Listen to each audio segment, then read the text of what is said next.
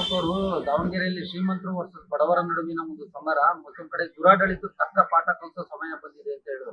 ಅಶೋಕಣ್ಣ ಶ್ರೀಮಂತಿಕೆ ಬಡತನದ ಬಗ್ಗೆ ಪದ್ಮನಾಭನಗರದ ಅಶೋಕಣ್ಣ ಮಾತಾಡೋದೇ ನನಗೆ ಆಶ್ಚರ್ಯ.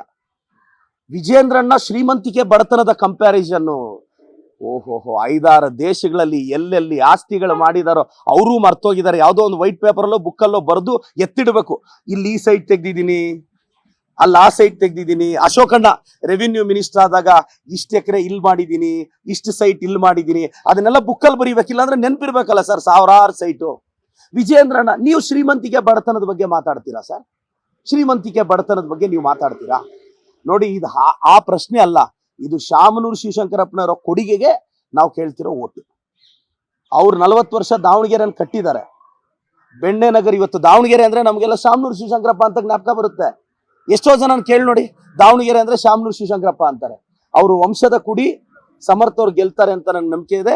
50,000 ಮೆಜಾರಿಟಿಯಲ್ಲಿ ಸಮರ್ಥವ್ರು ಗೆದ್ದೇ ಗೆಲ್ತಾರೆ ಸರ್. ಅಶೋಕ್ ಅವರು ದಾವಣಗೆರೆಯಲ್ಲಿ ಶ್ರೀಮಂತರು ವರ್ಸಸ್ ಬಡವರ ನಡುವಿನ ಒಂದು ಸಮರ, ಮತ್ತೊಂದು ಕಡೆ ದುರಾಡಳಿತ ತಕ್ಕ ಪಾಠ ಕಲಿಸೋ ಸಮಯ ಬಂದಿದೆ ಅಂತ ಹೇಳಿದ್ರು.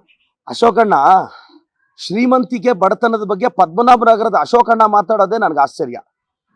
ವಿಜೇಂದ್ರಣ್ಣ ಶ್ರೀಮಂತಿಕೆ ಬಡತನದ ಕಂಪ್ಯಾರಿಸನ್, ಓಹೋಹೋ 5-6 ದೇಶಗಳಲ್ಲಿ ಎಲ್ಲೆಲ್ಲಿ ಆಸ್ತಿಗಳು ಮಾಡಿದಾರೋ ಅವರು ಮರ್ತೋಗಿದ್ದಾರೆ. ಯಾವುದೋ ಒಂದು ವೈಟ್ ಪೇಪರಲ್ಲೋ ಬುಕ್ಕಲ್ಲೋ ಬರೆದು ಎತ್ತಿಡಬೇಕು, ಇಲ್ಲಿ ಈ ಸೈಟ್ ತೆಗ್ದಿದ್ದೀನಿ, ಅಲ್ಲಿ ಆ ಸೈಟ್ ತೆಗ್ದಿದ್ದೀನಿ. ಅಶೋಕಣ್ಣ ರೆವಿನ್ಯೂ ಮಿನಿಸ್ಟರ್ ಆದಾಗ ಇಷ್ಟು ಎಕರೆ ಇಲ್ಲಿ ಮಾಡಿದ್ದೀನಿ, ಇಷ್ಟು ಸೈಟ್ ಇಲ್ಲಿ ಮಾಡಿದ್ದೀನಿ, ಅದನ್ನೆಲ್ಲ ಬುಕ್ಕಲ್ಲಿ ಬರೀಬೇಕಿಲ್ಲ ಅಂದ್ರೆ ನೆನಪಿರ್ಬೇಕಲ್ಲ ಸರ್, 1000 ಸೈಟು. ವಿಜೇಂದ್ರಣ್ಣ ನೀವು ಶ್ರೀಮಂತಿಕೆ ಬಡತನದ ಬಗ್ಗೆ ಮಾತಾಡ್ತೀರಾ ಸರ್? ಶ್ರೀಮಂತಿಕೆ ಬಡತನದ ಬಗ್ಗೆ ನೀವು ಮಾತಾಡ್ತೀರಾ? ನೋಡಿ, ಇದು ಆ ಪ್ರಶ್ನೆ ಅಲ್ಲ, ಇದು ಶಾಮನೂರು ಶಿವಶಂಕರಪ್ಪನವರ ಕೊಡುಗೆಗೆ ನಾವು ಕೇಳ್ತಿರೋ ಓಟು. ಅವ್ರು 40 ವರ್ಷ ದಾವಣಗೆರೆಯನ್ನು ಕಟ್ಟಿದ್ದಾರೆ.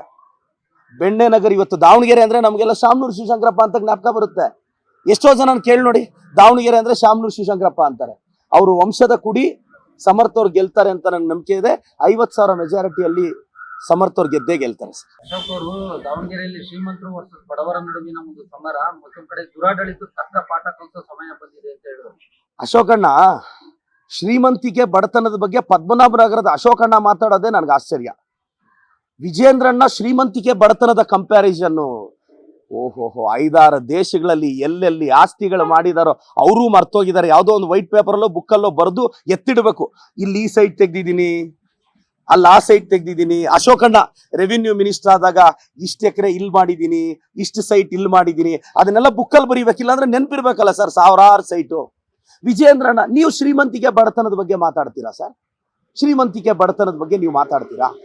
ನೋಡಿ, ಇದು ಆ ಪ್ರಶ್ನೆ ಅಲ್ಲ, ಇದು ಶಾಮನೂರು ಶಿವಶಂಕರಪ್ಪನವರ ಕೊಡುಗೆಗೆ ನಾವು ಕೇಳ್ತಿರೋ ಓಟು. ಅವ್ರು 40 ವರ್ಷ ದಾವಣಗೆರೆಯನ್ನು ಕಟ್ಟಿದ್ದಾರೆ. ಬೆಣ್ಣೆ ನಗರ, ಇವತ್ತು ದಾವಣಗೆರೆ ಅಂದ್ರೆ ನಮಗೆಲ್ಲ ಶಾಮನೂರು ಶಿವಶಂಕರಪ್ಪ ಅಂತ ಜ್ಞಾಪಕ ಬರುತ್ತೆ. ಎಷ್ಟೋ ಜನ ಕೇಳಿ ನೋಡಿ, ದಾವಣಗೆರೆ ಅಂದ್ರೆ ಶಾಮನೂರು ಶಿವಶಂಕರಪ್ಪ ಅಂತಾರೆ. ಅವರು ವಂಶದ ಕುಡಿ ಸಮರ್ಥವ್ರು ಗೆಲ್ತಾರೆ ಅಂತ ನನ್ನ ನಂಬಿಕೆ ಇದೆ. 50,000 ಮೆಜಾರಿಟಿಯಲ್ಲಿ ಸಮರ್ಥವ್ರು ಗೆದ್ದೇ ಗೆಲ್ತಾರೆ ಸರ್.